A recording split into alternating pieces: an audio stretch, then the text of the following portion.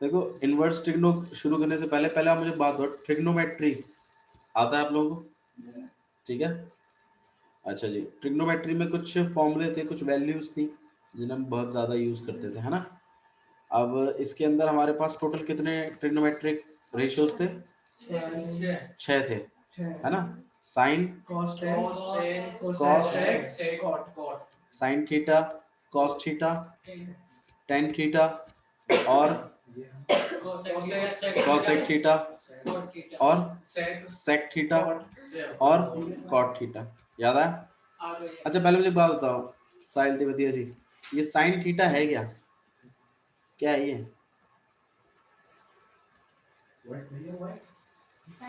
Sign sign है क्या? वो परपेंडिकुलर अपॉन हाइपोटेन्यूज। देखो सुनो मेरी बात, एक राइट एंगल ट्राइंगल लिया मैथमेटिशियंस ने, ठीक है। उन्होंने बोला कि यार इनकी साइडों को किस किस रेशियो में हम लोग लिख सकते हैं, राइट एंगल ट्राइंगल की। उन्होंने डिस्क्राइब किया कि ये साइड अपॉन में ये साइड लिख सकते हैं, ये साइड अपॉन ये साइड भी लिख, ये साइड अपॉन ये साइड भी लिख सकते हैं, उल्टा भी तो लिख सकते हैं। उन्होंने ना क्या किया, तुम यकीन नहीं करोगे, तो उन्होंने क्या किया, ए बी अपॉन ए सी लिख सकते हैं, लिख सकते हैं नहीं लिख सकते, ये साइड अपॉन ये साइड लिख सकते हैं, लिख सकते हैं, गलत थोड़ी है। और बोला ये साइड अपॉन ये साइड भी लिख सकते हैं, फिर तो हाँ जी लिख सकते हैं। फिर उन्होंने बोला यार फिर तो ऐसे तो बी सी अपॉन ए सी भी लिख सकते हैं, या फिर ए सी अपॉन बी सी भी लिख सकते हैं, या फिर A B upon B C भी लिख सकते हैं, B C upon A B भी लिख सकते हैं। इन 6 ही तरीके से लिखी जा सकती है इनकी साइडों के रेशियोज, और इन 6 के इन्होंने नाम दे दिए। साइन थीटा क्या है? परपेंडिकुलर अपॉन में हाइपोटेन्यूज, मतलब ए बी अपॉन ए सी। तो ये वाली जो साइड बनी है इसका नाम क्या दिया? Sine theta. ठीक है, ए सी अपॉन ए बी बनी, इसका नाम क्या था?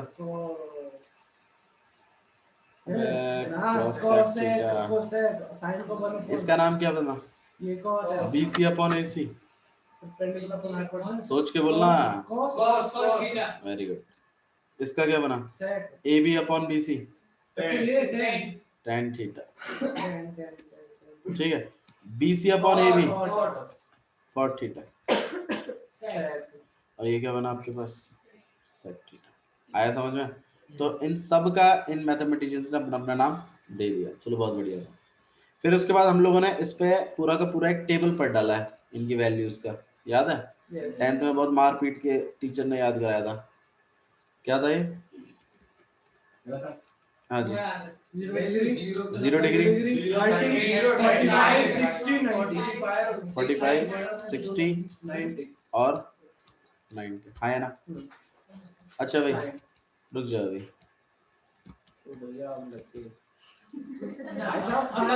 साइन कॉस्टेंट की तो ठीक है, बाकी तुम देख लो। पहले साइन की बोल बाबू पूछ रहे हैं, सबको मौका मिलेगा, मरो मत। हाँ भैया जी, 1045 कितना होता है? भाई मैं जिसे पूछूं वो बताए प्लीज। हाँ भैया, cos 60 कितना होता है बताओ? हाँ कितना होता है एडी? भैया cos को होता है 1/2। cos 60 कितना है? सॉरी 1/2। हाँ 1/2। और sin 30 कितना है? 1/2। 1/2। cosec 0 कितना है गगन? cosec 0 -1। हे भगवान, तो वो होता है इन्फिनिटी। साइन की टेबल आवे तो 1 अपॉन साइन तो रहेगा कोसेक, 1 अपॉन का ये इनको ये यूज कम रहते हैं, लिखा जाता है यूज में आती रहती है। हाँ चलो, cosec 0 कितना रहता भाई? इनफिनिटी, नॉट डिफाइंड रहता। Good, okay. और sin 60 कितना रहता है रिंकी? √3/2। और sec 60 कितना रहता है भाई? सेक 60 बताओ साहिल। 2/√3 2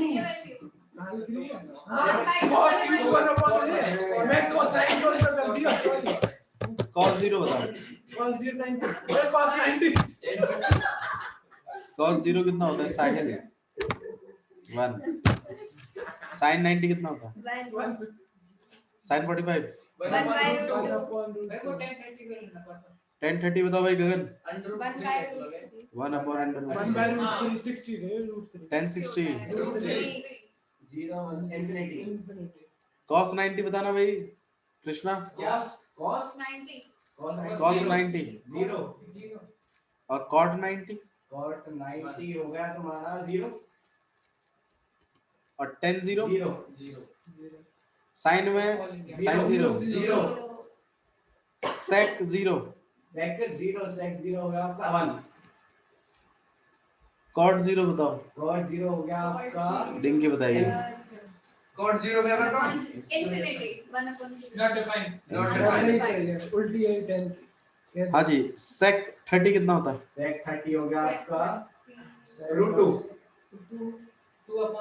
अरे ना वो 2/√3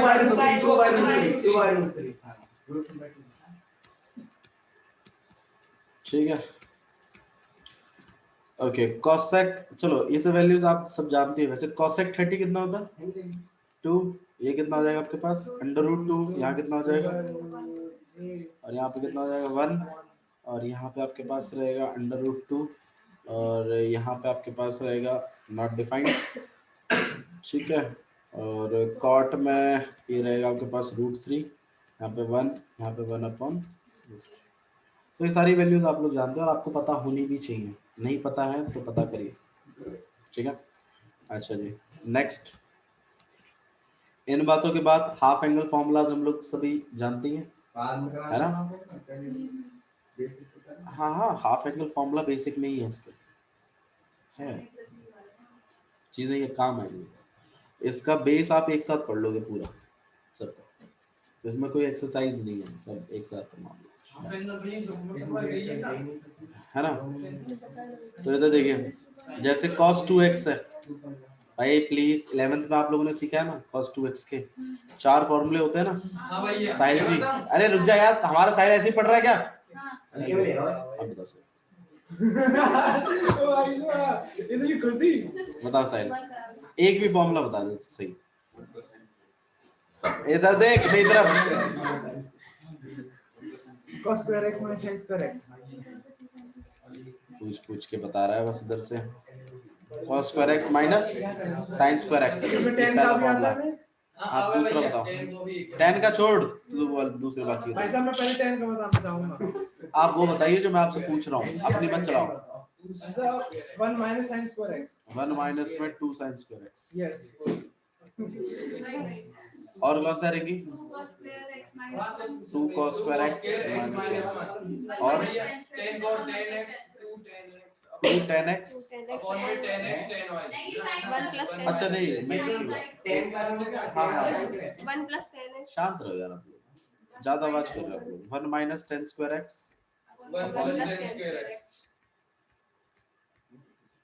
ठीक है। ये 4 फॉर्मूले हैं आपके पास cos 2x के। इन चारों फॉर्मूलों की खासियत ये है कि ये आपके एंगल्स को हाफ कराने में मदद कर रहे हैं। अब गौर करिए यहाँ एंगल 2x है तो x बच जाता है। तो इसका मतलब अगर कभी भी आपको ऐसी जरूरत है कि आपके एंगल का आधा करवाना है आपको तो यहाँ पर ये हाफ एंगल फॉर्मूला यूज करना है। ये हाफ एंगल फॉर्मूला है cos 2x का। इस पे बेस्ड 2 गोल्डन फॉर्मूले भी हैं जो मैंने आपको अलग से याद करवाए हुए हैं। ठीक है और उन्हें भूलना नहीं है। देखो इन फॉर्मूलों को भूलना नहीं है। मैं तुम्हें सच बता रहा हूँ ये तुम्हारी लाइफ टाइम काम आएंगे। जब तक तुम इंजीनियरिंग भी करने जाओगे ना वहां पर भी सब काम आएगा।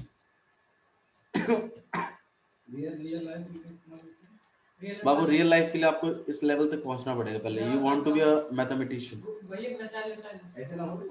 देखिए उस रेंज में जाना पड़ेगा आपको। मतलब नॉर्मल लाइफ में कोई इसका खास यूज नहीं।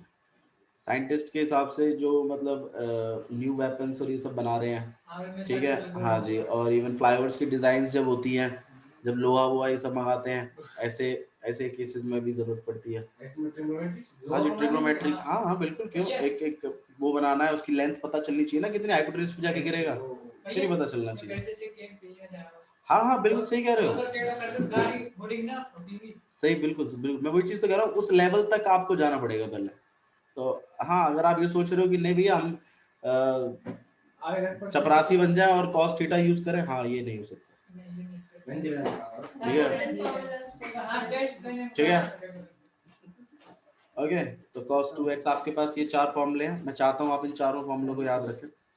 उसके बाद sin 2x के भी ऐसे 4 फॉर्मूले हैं, sin 2x के 2 फॉर्मूले हैं। 2 sin x साहिल तिवतिया जी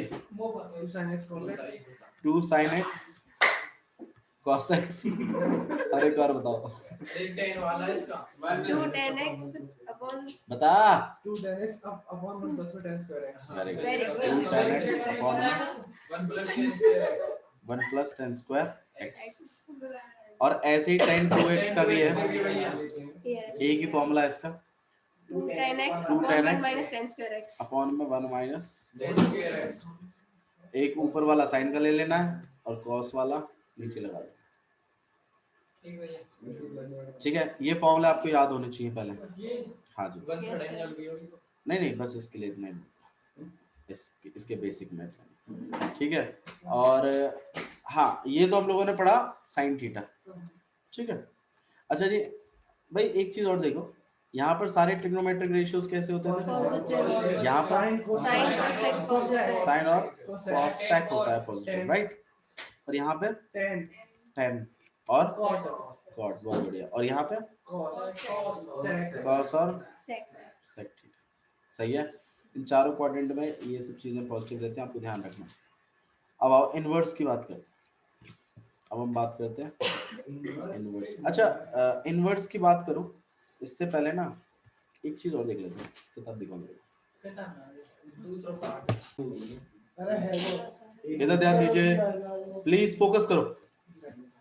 अब हम लोग जो है इनवर्स ट्रिग्नोमेट्री के बारे में बात कर रहे हैं। ठीक है, इनवर्स ट्रिग्नो,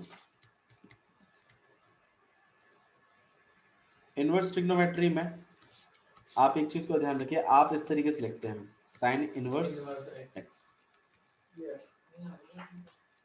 ठीक है, मतलब आपके जो इनवर्स है, मतलब जो आपके ट्रिग्नोमेट्रिक रेशियोज है उनके ऊपर -1 लिख जाता है इनवर्स के लिए। ठीक है, अच्छा जी, अब बहुत बच्चे कहते हैं भैया इनवर्स का मतलब क्या रेसिप्रोकल, ऐसा कहना चाहते हो क्या? नहीं, इनवर्स का मतलब रेसिप्रोकल नहीं है। जब इनको इक्वल टू के साइड में शिफ्ट देखो करते सुनो, तब हाँ मैं आपको ना थोड़ा सा एक चीज को समझा देता हूँ। जैसे मान लीजिए यहाँ पे आपके पास साइन थीटा लिखा हुआ है और यहाँ पे मान लीजिए 1/2 लिखा हुआ है। अब यहाँ पर देखो, चलो मैं तुम्हें एक थोड़ा सा एक सिंपल मैथ्स बताता हूँ। चलो ठीक है, एक मतलब एक इससे बहुत अच्छी एक कहानी जुड़ी हुई है, वो कहानी देखो। क्या कहानी यहाँ पर ये कुछ ऐसी है कि जैसे हम लोग इस काम को कर रहे थे 2x = 3, 2x + 3 = 5 था, मैं सॉल्व कर रहा था इसको। तो 4th क्लास की बात है, मतलब 4th क्लास में मैं एक दिन अरेंजमेंट लग गया था मेरा, तो मैं गया उसमें और मैं ऐसे सीखा, मैं ऐसे जस्ट बैठा मैं सोचा चलो एक्स निकाल देता हूँ, अरेंजमेंट लग गया था मेरा। ठीक है, तो उसमें क्या हुआ था कि मैंने बच्चे से बोला एक्स निकालो, तो बच्चे ने क्या किया ना, ये काम इधर कर दिया। ठीक है, और ये बहुत सही था और आई वाज इम्प्रेस्ड। और उसके बाद उसने फिर एक्स अकेला कर दिया and then he did this. और फिर मैंने, अरे सुनो सही, फिर उसने मेरे से पूछा कि सर मैंने सही किया गलत किया? मतलब गलत किया, मैं भी आशीष के ताब गलत। अब उसने मेरी ले ली इतने में, मतलब क्यों गलत किया? आपने तो बोला था प्लस का ऊपर जाता है क्या हो जाता है, माइनस का हो जाता है।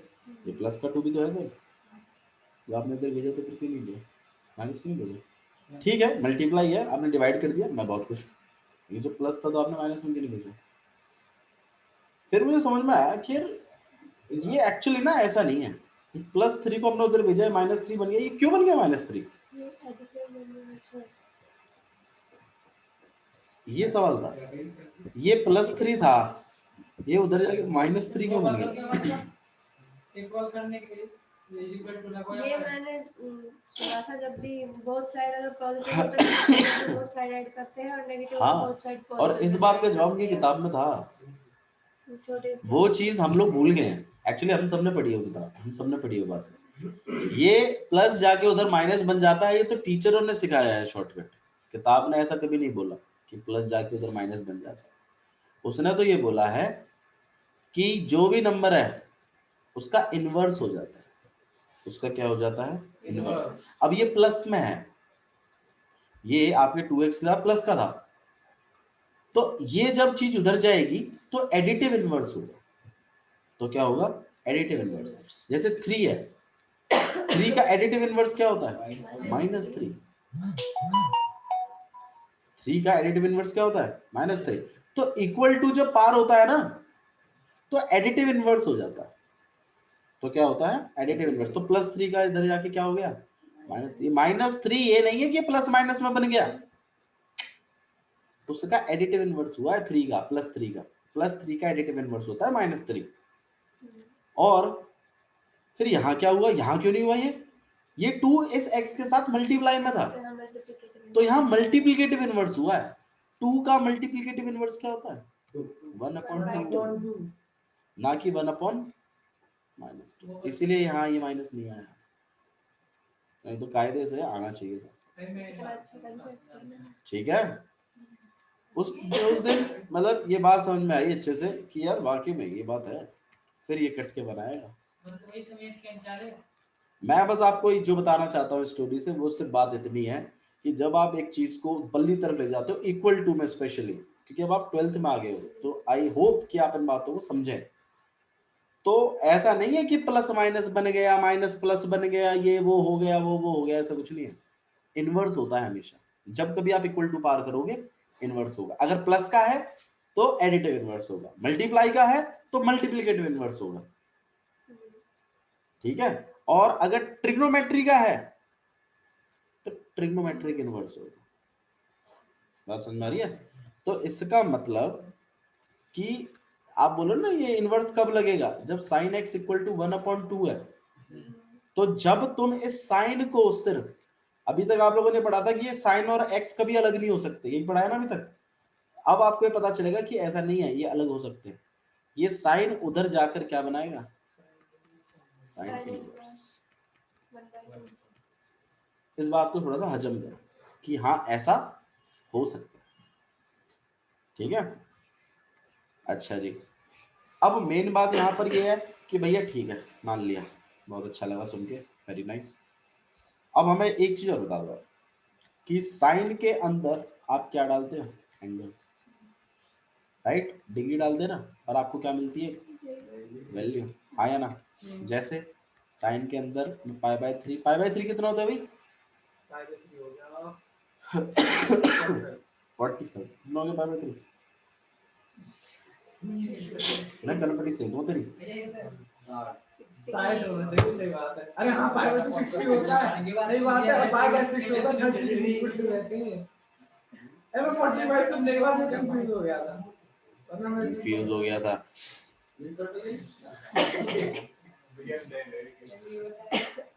अमर मसाला मांग रही तेरी। इधर देखो, पाई कितना होता है? 180। इन सब बातों को 180। टिप्स पर रखो, ये सब बहुत छोटी बातें हैं। 2 पाई कितना होता है? 360। अब तो ये बता 270 कितना होता है साहिल? 2π/3। Yes, 2/3। 3π/2।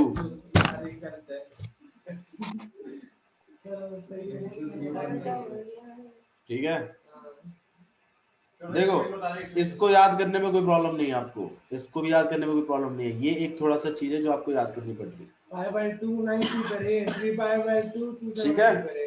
देखो इनमें कॉन्फिडेंस गेन करो, तब आएगा ट्रिग्नोमेट्री मजा, वरना हो जाओगे बोर। 3π/2 मैं कर रहा हूँ चीजों क्लियर। यहाँ π/2 कितना होता है? 90, ये सब जानते हैं। Yes। ठीक है, π/3 कितना होता है? 60, इनको भी ध्यान रखो। 60।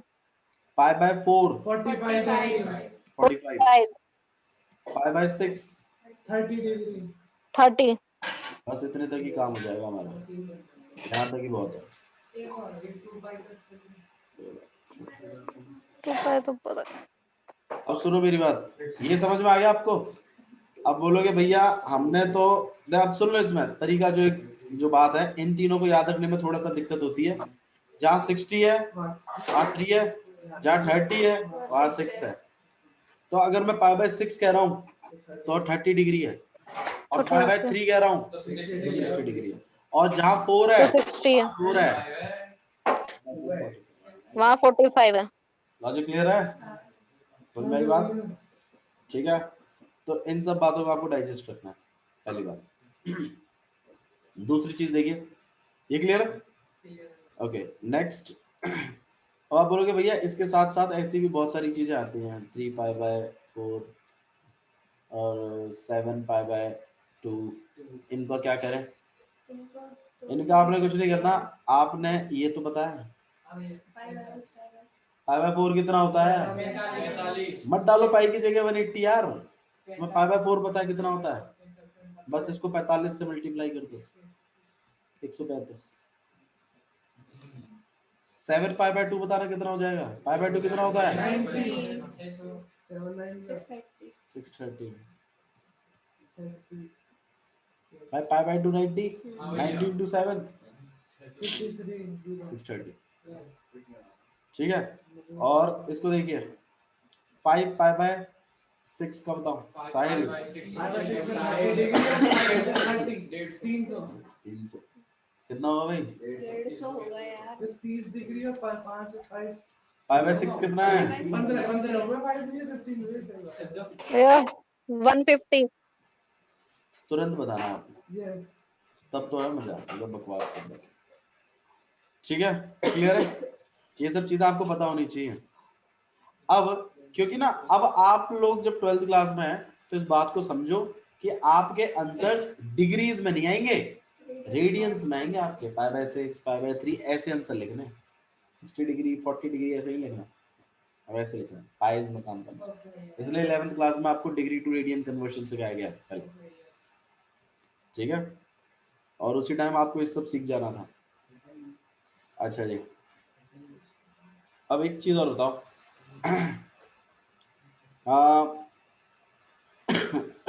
11th क्लास का एक कंसेप्ट और है, देखते आपको याद है कि नहीं याद।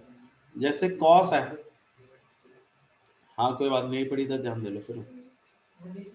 जैसे यहाँ माइनस है, यहाँ पे कॉस है, और ये आपके पास है 45। मैं ये चीज जानना चाहता हूँ आपसे, अगर मुझे ये माइनस हटवाना है, यस एंगल को कुछ भी कर, अच्छा 45 नहीं लिखता मैं, इसलिए क्या लिखूंगा, पाई बाय 4। ठीक है, अब बताओ ये माइनस कैसे हटाऊं मैं यहाँ से? मैं बताऊं रिंकी बताइए। ये 90 से कम के नीचे लेके जाओ, जाते ही फर्स्ट क्वाड्रेंट में आ जाएगा तो सबरे पॉजिटिव हो जाएंगे। 90 से अगर नीचे लेके जाऊंगा तो चीजें खराब हो जाएंगी भाई। 90 से तो कन्वर्टेबल नॉन कन्वर्टेबल का लफड़ा भी पड़ेगा उसमें, 90 से कन्वर्टेबल नॉन कन्वर्टेबल का भी तो लफड़ा पड़ेगा, उसको क्या करो बता रही। 2 पाई में से माइनस करो। देखो जिनको नहीं आता है वो सीख लो अभी, ठीक है, जिनको नहीं आता है ये सीखना बहुत जरूरी है। ये आपकी 11th क्लास का है, यहाँ ओरिजिन हो गया, ये फर्स्ट क्वाड्रेंट है, ये सेकंड, यहाँ थर्ड, और ये फोर्थ। इसमें ऑल पॉजिटिव होते हैं, इसमें साइन और कॉसेक पॉजिटिव होते हैं, इसमें टेन और कॉट पॉजिटिव होते हैं, इसमें सेक और कॉस पॉजिटिव होते हैं, राइट? ये सब पढ़ा है ना हम लोगों ने, ठीक। अब मुझे एक बात बताओ, ये वाली जो लाइन होती है, ये भी मैंने आपको बताया हुआ, ये नॉन कन्वर्टेबल एक्सिस होती है, याद है या भूल गए? बताओ, अगर भूल गए हो तो मैं थोड़ा सा पीछे से बैकअप पर आके आपको बताता हूँ, दोबारा बताएं, चलो ठीक है। देखो ये बात तो कंफर्म है ना आपको, इनकी अगर मैं डिग्रीज लिखना शुरू करूँ तो ये 0 डिग्री है, ये 90 नहीं मत बोलो, ये और ये 3 पाई बाय 3 पाई बाय 2, उसको भी तो पाई लिखते थे ये तो 2 पाई। फिर ऐसे और भी चलता है ना। हाँ इसका अगला बता रहा साइड। ये भैया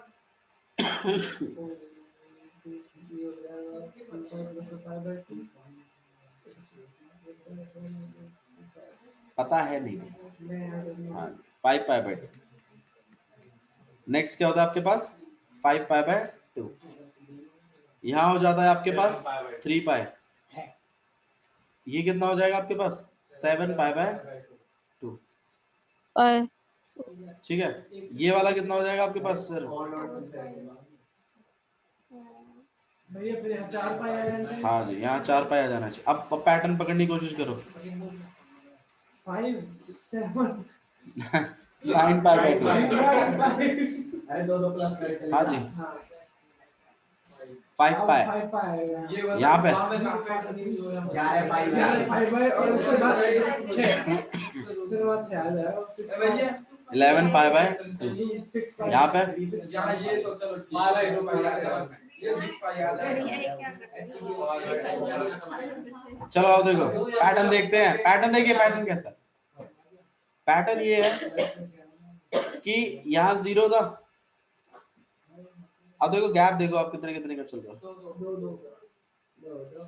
और पहली बात, दूसरी चीज यहाँ पर ये भी समझने वाली बात है कि जो 2 से डिवाइड होने वाले नंबर है ना, वो सब यही है। इवन नंबर यही है।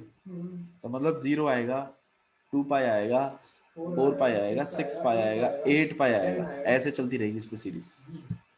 ठीक है, अच्छा जी। ऑड वाले पाइज यहाँ पर है, तो मतलब पाई 1 पाई 3 पाई 5 पाई 7 पाई। समझ में आया। अच्छा, यहाँ देखो, यहाँ पर भी पाई बाय 2 है और यहाँ पर भी पाई बाय 2 है। और कमाल की बात देखो यहाँ पर ये है कि एक में भी ऑड पाई बाय 2 नहीं है, इवन पाई बाय 2 नहीं है। अच्छा, इवन पाई बाय 2 होता भी कैसे। मान लो अगर ये 4 पाई बाय 2 होता भी तो काट नहीं देते तो उसको। तभी तो दोनों तरफ देखो ऑड पाई बाय 2 चल रहा है। तो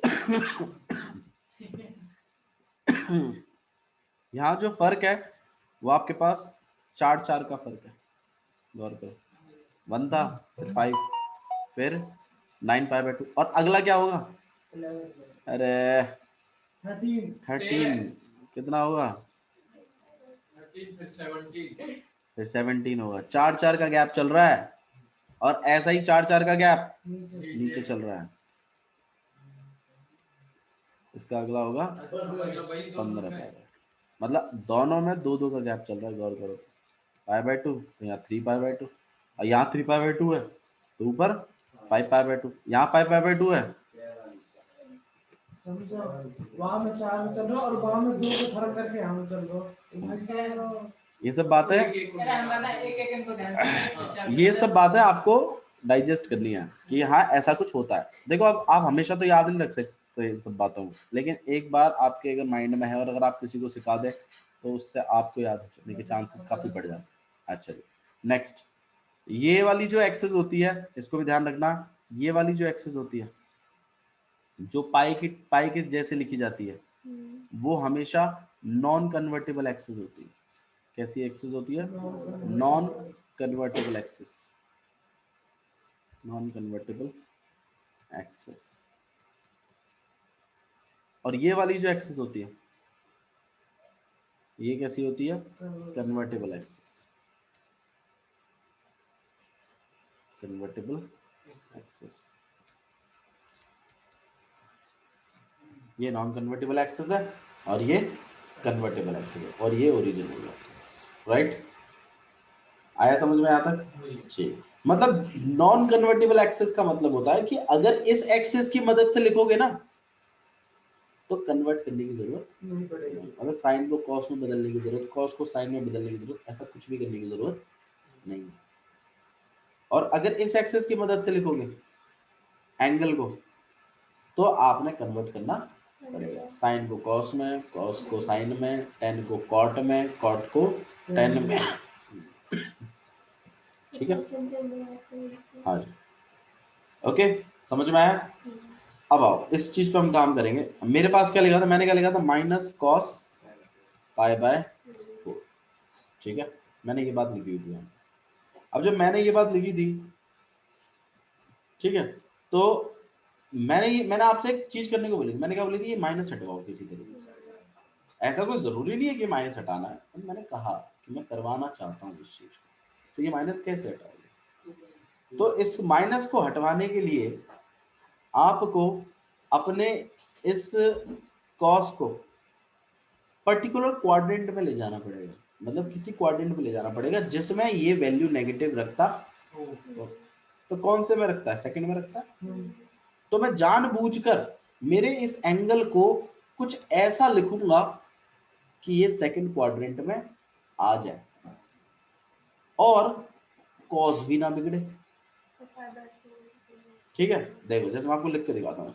मैं अगर इसको cos pi minus pi by 4 लिख दूं, तो क्या यही वैल्यू आएगी कि नहीं आएगी, यही आएगी ना।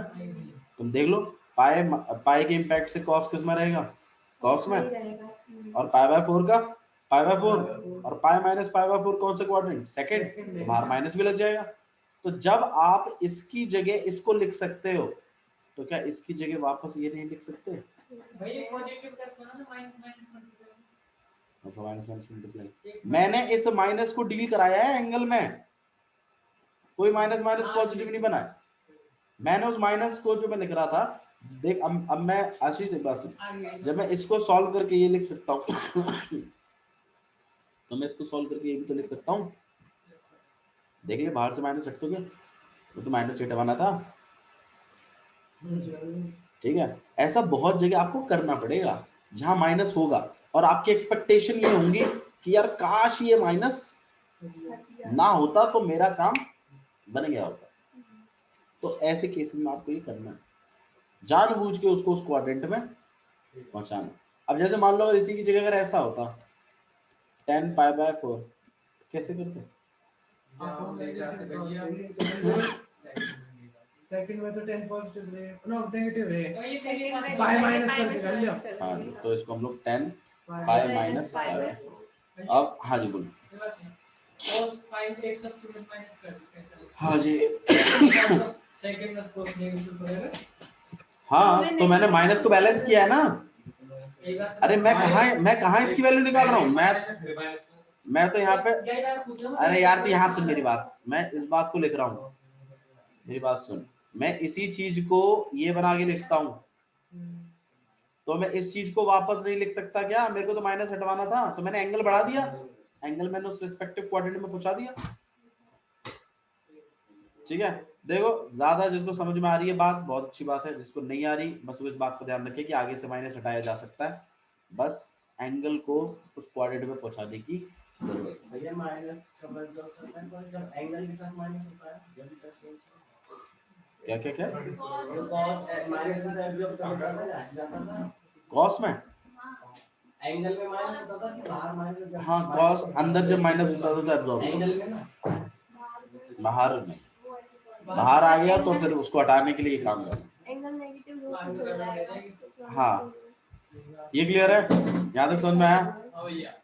अच्छा जी, तो ये काम आपको आना चाहिए, ठीक है, नहीं आता है तो सीखिए जैसे भी आपको समझ में आ रही है, ठीक है। अच्छा जी, इनवर्स ट्रिग्नोमेट्री का थोड़ा सा मैं आपको बेसिक बता देता हूँ।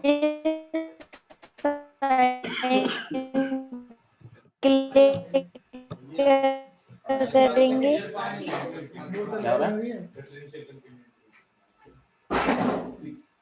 करा दो। अच्छा अब इस चीज को और देख लो थोड़ा सा, इनवर्स ट्रिग्नोमेट्री देता क्या है। जैसे मान लो जब हम साइन लिखते हैं, पाई बाय 6 लिख दिया मैंने, तो मुझे ये वैल्यू क्या, ये मुझे एक वैल्यू देता है ना, साइन पाई बाय 6 कितना होता है, अरे पाई बाय 6 वैल्यू कितना होता है, 1/2, तो ये वैल्यू होगी ना।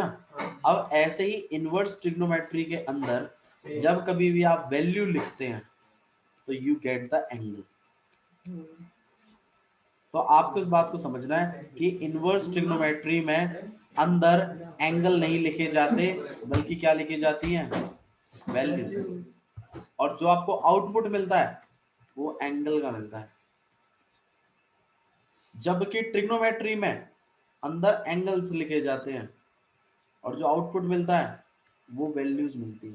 वो क्या मिलती है? वैल्यू। ये फर्क है इनवर्स ट्रिग्नोमेट्री। इनवर्स ट्रिग्नोमेट्री में आप अंदर वैल्यूज लिखेंगे ना कि एंगल्स। एंगल्स। और जो आपको आंसर मिलेगा वो कभी भी कोई नंबर नहीं मिलेगा, वो आपको एंगल मिलेगा कुछ। वो कुछ क्या मिलेगा? एक एंगल। हाँ पाई बाय 6 रेडियन तो है। ये क्लियर है? समझ में आया? अच्छा जी, इसी पे बेस्ड कुछ फॉर्मूले हैं, देख लीजिए फॉर्मूलों को।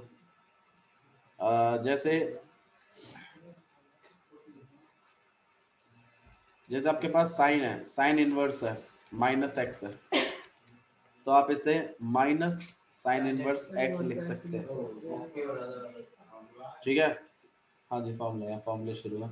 साइन इनवर्स माइनस एक्स, आप इसको माइनस साइन इनवर्स एक्स लिख सकते हैं। एक मिनट बाबू, एक मिनट। साइन इनवर्स हो गया। नेक्स्ट आपके पास अगर कॉसेक इनवर्स है तो आप इसे बाहर आ जाएगा भाई, साइन का ही तो है। ठीक है, साइन कॉसेक और टेन हाँ, इनमें बाहर आ जाते हैं। इनमें बाहर आ जाएंगे।